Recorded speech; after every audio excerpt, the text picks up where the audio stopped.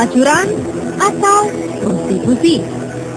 Sejarah membuktikan masalah sosial yang satu ini benar-benar memang tidak pernah mati.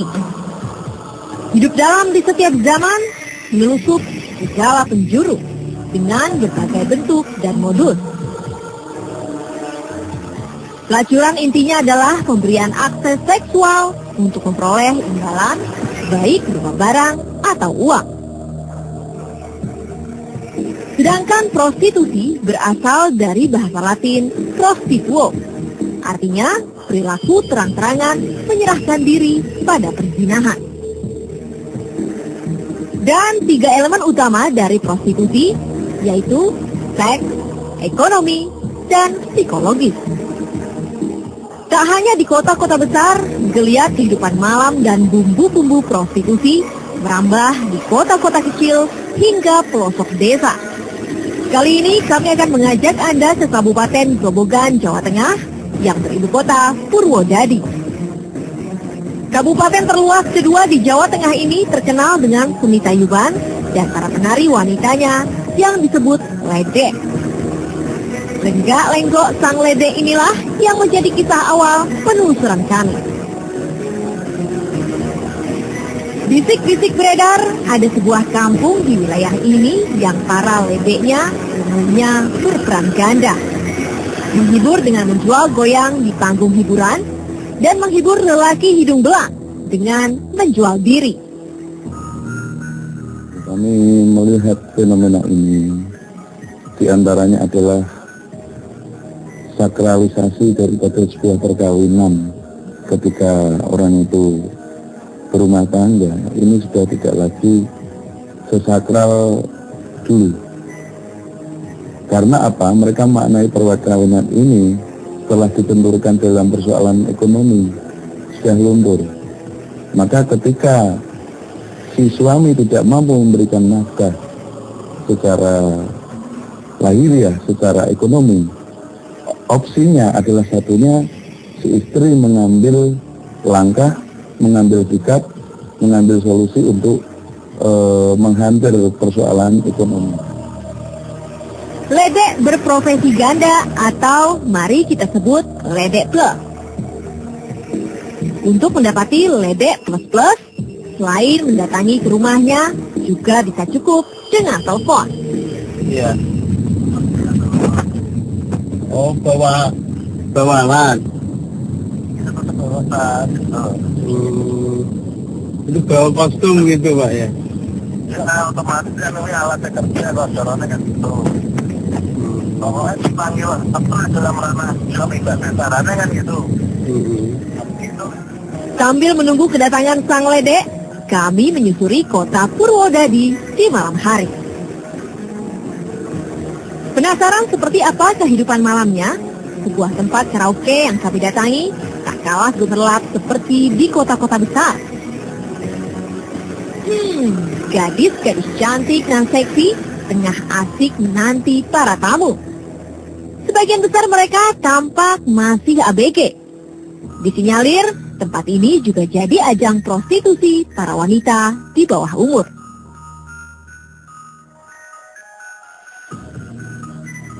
Malam makin larut, sang ledek pun datang ke salah satu hotel tempat kami janjian. Dari perkenalan usianya baru 20 tahun, tapi anaknya sudah 2. Ia mengaku sang suami tidak tahu pekerjaan sampingannya ini. Kalau pamit juga, itu mau gede ya, kalau pamit sama suami ya. Iya, kalau itu kan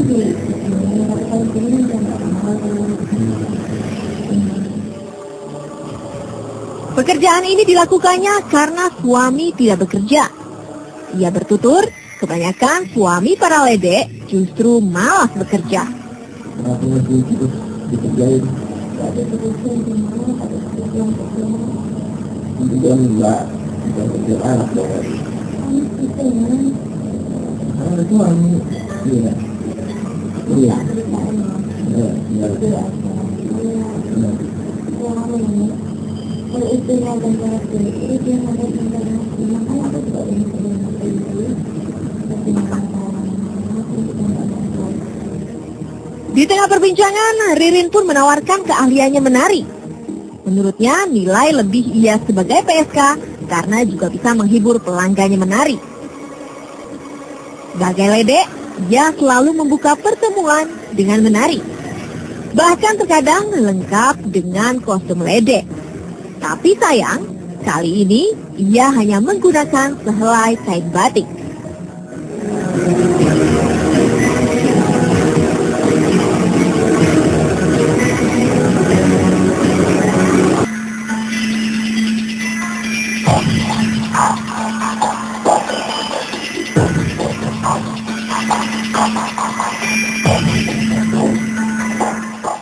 Kalau yang ini jelas adalah penari striptease profesional di kota-kota besar.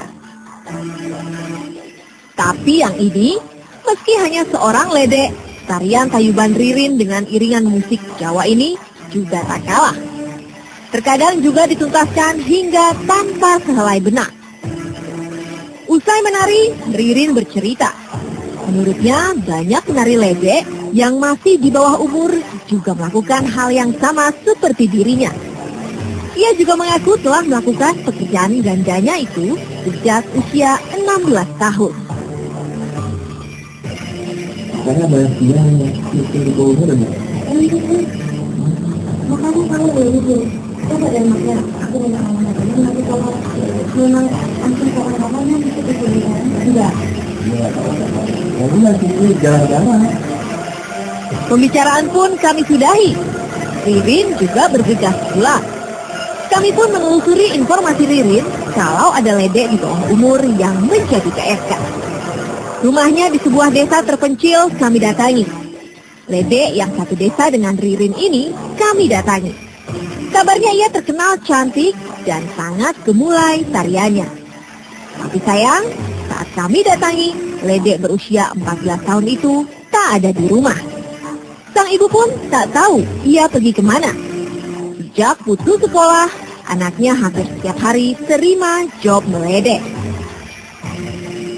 Bisa sekolah. Sekolahnya putus kok. Kenapa? Kan SMP baru berapa bulan atau 6 bulan ya.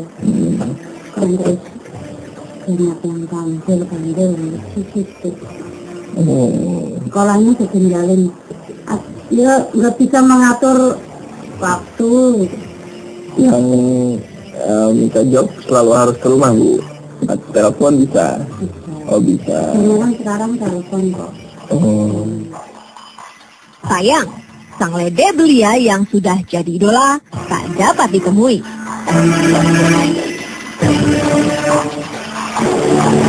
Tak hanya di malam hari, di siang hari prostitusi terselubung di sebuah desa juga ada. Sejumlah PSK biasanya mangkal di warung pinggir jalan yang tak jauh dari pemukiman. Salah satu warung kami singgahi. Tak ada yang aneh dengan warung ini. Ada makanan dan minuman yang disajikan. Tapi setelah melayani kami, salah satu perempuan tak malu duduk mepet, tanpa basa-basi diajak untuk ngamar.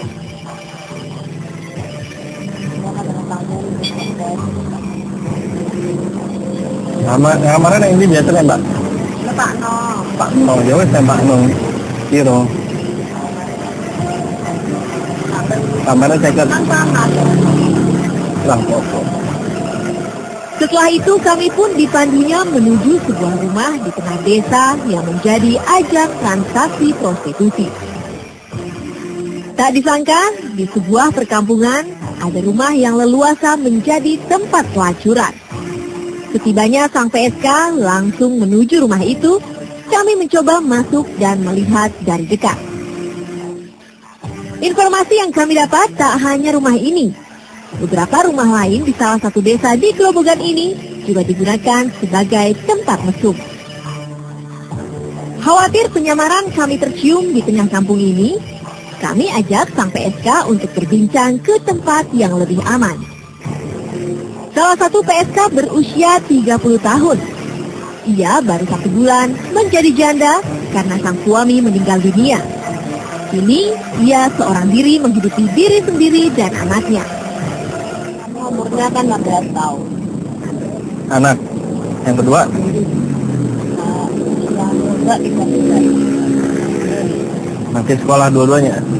Yang satu kerja mana? Kerja di mana? Jakarta. Kerja bangunan. Kirim uang nggak? Suka kirim uang nggak? Hah? Enggak. Setelah 6 bulan jadi PSK, ia masih terbuai dengan penghasilan yang lumayan. Kan maksudnya jadi pembantu apa jadi apa gitu? Pembantunya kan gajinya cuma segitu. Berapa gajinya? Kalau gajinya kan 600 satu bulan. Kalau ini? Nah, seminggu kan dapat itu 2 juta. 2 juta. Berapa? Berapa siapa? 2 minggu. Ya. Dapat seminggu kan dapat 1 juta, 800 kan dapat. Pakai kondom nggak? Kan kita betul kan. Hah? Jangan pakai lah. Lebih sering? Apa? Lebih sering nggak? Ya. Satu PSK lagi kami tanya. Usianya lebih tua, sekitar 40 tahun. Suaminya seorang petani. Ia mengaku suaminya tahu akan pekerjaannya ini. Dulu pas pamitan awal bilangnya gimana? Pak mau ini mau apa gitu bilangnya gimana? Iya. Hah? Oh, berangkat. Berangkat apa bilangnya? Enggak, jual pakaian masa. Berarti nggak tahu dong suami kalau. Setelah tak lagi menjadi ledek, ia lebih memilih jalan nista ini karena lebih mudah untuk mendapatkan uang. Kami makin terkejut heran setelah tahu kalau salah satu anaknya adalah seorang anggota TNI. Anak gimana? Anaknya? Anaknya ke di Semarang. Di Semarang. Jadi apa? Apa? Abri. Masuk tentaranya jadi apa, Bu? Pangkatnya? Sebarat satu. Hari menjelang sore, penelusuran kami sudahi. Dengan sebuah ironi, di desa yang jauh dari hiruk-pikuk dan hedonisme kota, ternyata prostitusi pun tak bisa dibendung.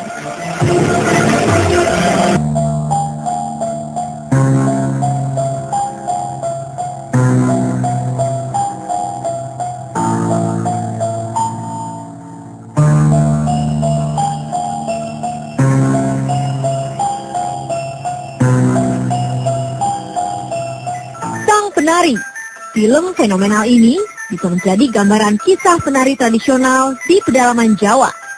Mereka bisa disebut ronggeng, lengger, atau ledek. Tokoh serintil dalam film Sang Penari ini pun juga lekat dengan kesan negatif. Dalam film ini dikisahkan betapa serintil harus melayani kaum lelaki, begitu ditahbiskan menjadi ronggeng. Seni tayuban di Grobogan tak jauh dari kisah serintil. Perempuan-perempuan penari ledek di Grobogan juga banyak yang berperan ganda sebagai pemuas nafsu laki-laki. Dengan mitos peran ganda ini, para penari ledek di Grobogan pun harus akrab dengan pandangan negatif masyarakat. Kartini misalnya, selama 20 tahun menjadi ledek, mengaku ada saja godaan yang datang. Tapi beruntung, ia mengaku tidak sampai masuk ke areal prostitusi. Ya kalau ada itu mah pada yang di tanah. Kalau ada yang enggak susu, ada yang enggak itu tuh yang punya suami mayo gitu ya. Bisa dimarahin gitu ya. Saya dimarahin oleh istrinya gitu. Enggak, mah cuma tidak ngobrol. Iya, tidak ngobrol. Makanya ingin ngobrol sama aku gitu. Baru ngobrol udah, terus aku disuruh pulang, kita pulang. Ledek yang masih belia juga tidak sedikit yang menjadi sasaran empuk para pencari kesenangan. Seperti dialami Darwati, gadis 14 tahun ini baru 6 bulan menjadi ledek. Ia mengaku ada saja yang menggodanya. sih, tapi aku nggak mau. Nggak mau. Pernah gimana dulu ceritanya? Ya orang tuh pakai susu setelah Terus? dia ngajak-ngajak yang enggak. Kemana? Ya ke itu kita, Terus? tapi nggak mau. Di usianya yang baru 14 tahun, Darwati seharusnya masih di bangku sekolah. Tapi demi menghidupi keluarga, Darwati rela melakoni kehidupan sebagai penari ledek. Pengen aja sampai orang tua. Oh, orang tua apa tuh? Sana, Tentang ibu maksudnya dia kita juga. Sekolah nggak sekarang? tidak, Udah berapa? tidak ada biayanya. Nggak ada biayanya. Hmm. Bukan karena yang ledek ini, jadi akhirnya sekolahnya di Selatan gitu. Hah? Pengen sekolah lagi nggak? Iya pengen sih. Pengen. Pemerintah daerah setempat menampik jika seni tayub dan ledeknya identik dengan prostitusi terbuka atau terselubung. Hanya ingat saja sebenarnya, memang kesenian tayub ini banyak yang mengindikasikan kalau pemain tayub itu istilahnya orang gampang untuk ada hal-hal yang nggak benar. Itu sebenarnya tergantung kita bagaimana melaksanakan kegiatan itu. Namun, Icek Baskoro mengakui budaya pergaulan dan seks bebas sudah merembet hingga Grobogan dan sudah mengkhawatirkan. Memang kaitannya dengan seks bebas ini juga selalu kita sosialisasikan. Kita kan punya lembaga, ada istilahnya pembinaan ke sekolah-sekolah itu kita adakan. Memang Grobogan sangat memprihatinkan karena saya melihat haid di Grobogan itu sekarang ini sudah ada sekitar 200 kasus. Sehingga ini kan menjadi problem juga bagaimana untuk mengatasi hal ini. Meningkatnya angka HIV/AIDS memang bukan hanya karena seks bebas, tapi jika dilihat dari hasil penelusuran kami bahwa banyak PSK yang jarang sekali pelanggannya memakai kondom, bukan tidak mungkin HIV/AIDS dan berbagai penyakit lainnya akan terus meningkat jumlahnya. Kisah Ririn, Darwati dan teman-temannya para penari ledek Grobogan adalah cerita klasik. Bahwa tekanan ekonomi bisa membuat siapa saja mengabaikan pendidikan atau bahkan melanggar tuntutan moral agama.